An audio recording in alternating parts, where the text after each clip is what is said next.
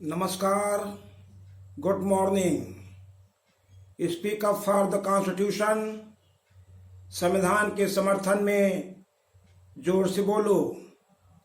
इसी कार्यक्रम में हम आपसे संविधान के भाग 4 राज्य की नीति के निर्देशक तत्वों पर बात कर रहे हैं और इसी भाग के अनुच्छेद 48 पर आज आपसे बात करेंगे। साथियों, संविधान निर्माताओं ने देशवासियों के हर पहलू को बड़ी गंभीरता से उठाया है और देशवासियों की खुशहाली के लिए, देशवासियों की आत्मनिर्भरता के लिए जो आवश्यक कदम थे, संविधान के माध्यम से हमारे संविधान निर्माताओं ने, हमारे पूर्वजों ने अपने देशवासियों को दिया है। तो आज हम देखते हैं कि हमारे संविधान निर्माताओं ने अपने देशवासियों की खुशहाली के लिए, अपने देशवासियों के जीविकोपार्जन के लिए, उत्थान के लिए, समृद्धि के लिए अनुच्छेद 48 में किन बातों को प्रस्तुत किया है। साथियों, 48 में कहा है हमारे संविधान निर्माताओं ने कि राज्य यानी जो सरकारें हम चुनेंगे, जो हम गवर्नमेंट जो है इलेक्ट करेंगे, सरकारें कृषि और पशुपालन का संगठन बनाएंगी। यानी ये हमें समझना है कि भारत हजारों साल से कृषि प्रधान देश है। यूँ तो दुनिया के और बहुत सारे देश कृषि प्रधान हैं, किंतु भारत को कृषि प्रधान होने का दर्जा प्राप्त है। वह इसलिए है क्योंकि यहाँ पर 70% से ज़्यादा लोग अपने 2 जून की रोटी के लिए कृषि पर आश्रित हैं, पशुपालन पर आश्रित हैं। बल्कि अन्य देशों में ऐसा नहीं है।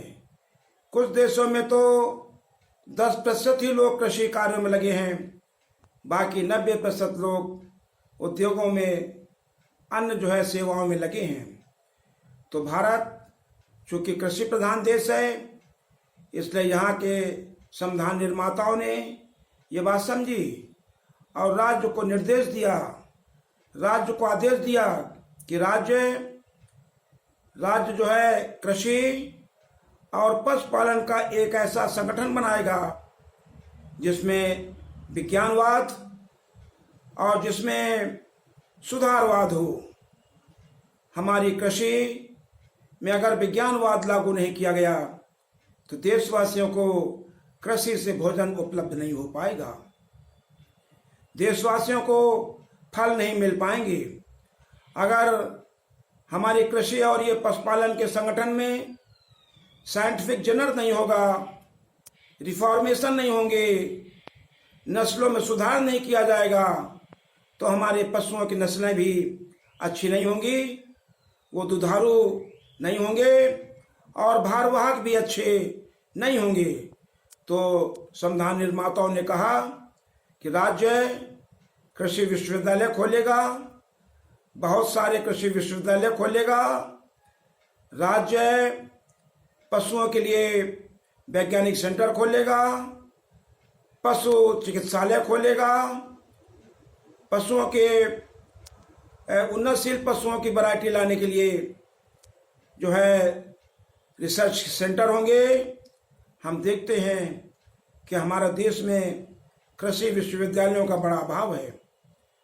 तभी आप देखते हो कि हमारे किसानों की कृषि उन्नतशील नहीं है, अच्छे बीज नहीं हैं, उन्हें अच्छे उर्वरक नहीं मिलते हैं, उन्हें अच्छी वैरायटी के बीज नहीं मिलते हैं, उन्हें कृषि करने के लिए वैज्ञानिक तरीके नहीं बताए जाते हैं।